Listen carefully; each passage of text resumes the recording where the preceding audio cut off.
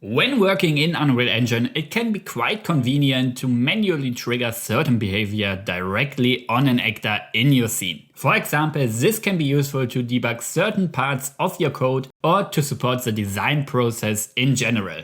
And enabling it is quite easy. Let's look at this example. Here I have an actor that generates the layout of a map. However, currently the function that generates the layout is only executed in begin play. This means that the generation is not persistent, meaning that if I stop the play mode, that also the generation is lost. And with that, I'm also unable to adjust the individual elements of this generation. Therefore, it would be nice to expose this generation function to the details panel so that it can be triggered independently of pressing play. To achieve this, you have to go to the declaration of your function that you want to expose and add the ufunction macro with the call-in editor specifier.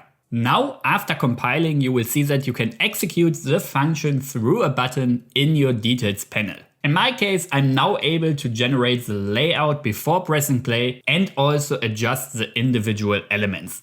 One thing you have to keep in mind is with functions marked as call-in editor, you cannot have parameters, because otherwise you will see that no button will be exposed in the details panel. Therefore, if a call-in editor function is requiring any parameters, define them as properties that can be adjusted from within the editor.